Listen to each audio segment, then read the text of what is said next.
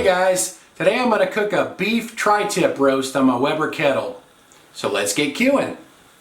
I have an untrimmed beef tri-tip roast here. These are kind of a California thing, I think, but this one's from Canada. But anyway, this one was $3.78 per pound, and it was 3.59 pounds.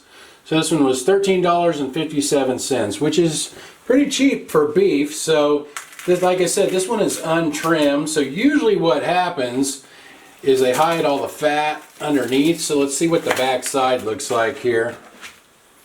Yeah, pretty good amount of fat on that. I think what I'll do is just trim some of that off, and then I'm going to season it up with some kosher salt and Johnny's seasoned pepper.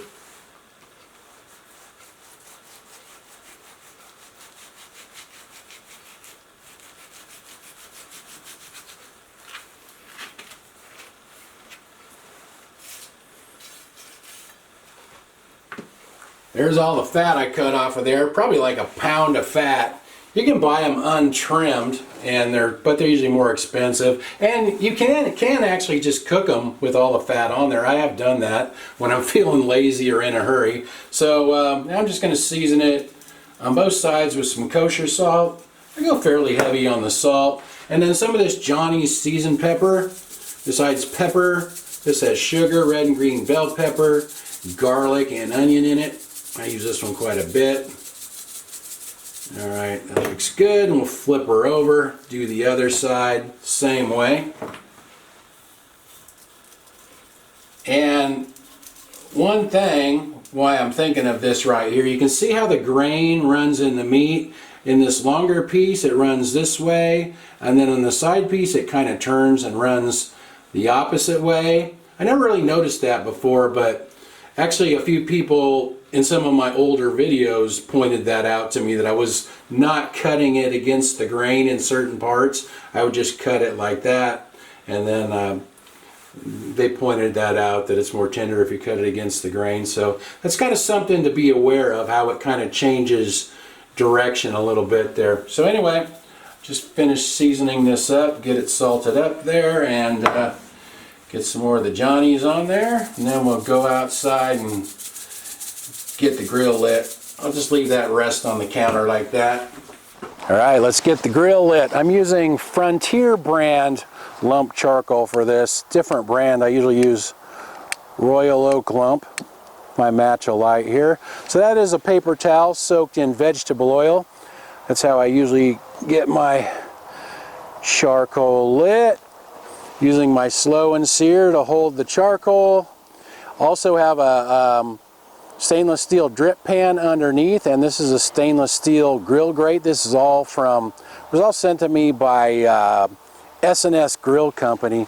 This stuff's been in my grill for probably 5 years or so now. It's all stainless steel.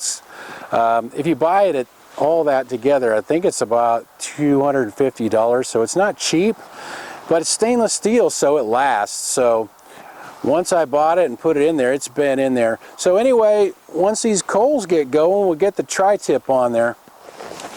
The coals are looking good, and this has a water reservoir, the slow and sear, but I'm not going to use any water for this. And I only filled the slow and sear about halfway up. I don't want this to get too hot and dry out, so it shouldn't really take that long, maybe an hour or so. Anyway, let's get the lid on there and cook a tri-tip.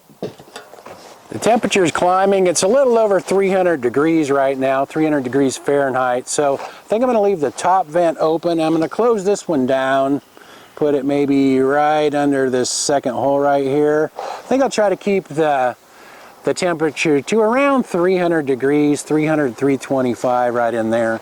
It's been about an hour and 5 minutes, and the temperature of the grill's climbed up to about 350 degrees Fahrenheit. So let's check on this. I've checked it a couple of times and it wasn't ready. I want the internal temperature to be about 130 degrees Fahrenheit. And then I'm just going to sear it a little bit on each side to brown it up a little bit. 132 right there. About the same there. So I think that's good. I'm going to, where's a glove here? What I'm going to do now is rotate my grate so that whoa, have my grill up on some blocks and I almost knocked it off. That would have been a disaster. Okay, so let me get that a little better over the coals there, and we'll just sear that for a minute or two on each side.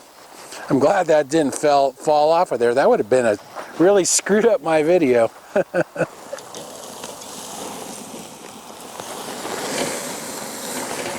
Whew. Kind of move it around a little bit so it doesn't get too dark in any one spot. It was getting darker on that side. All right, now flip it over on this side here. There we go. Tends to be hotter on that side over there. Whoa, I knocked my grill off of there again. I better hurry up and get this done before I screw it up.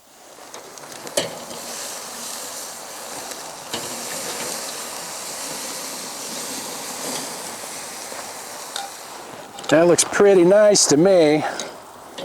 See how the bottom looks here? Yeah, okay. I see juice dripping out of there, so we'll let it rest a little bit and then we'll try that baby out. I want to see what the internal temperature is right now that has been resting a few minutes here. 143. It looks pretty juicy. I see a lot of juice running out of it, so I think that ought to be pretty good. All right, let's see how this came out before the flies get to it here. That grain runs that way on that piece, so I'm going to cut it right down the center here. And we'll see how it is. There we are. Turn that around like that. Oh, that looks pretty good. This definitely doesn't look dry. Let's taste it.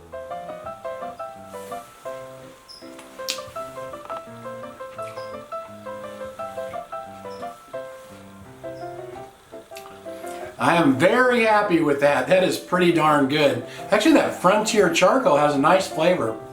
You want to try it, Annie? Better let you try it, I guess. See what you think.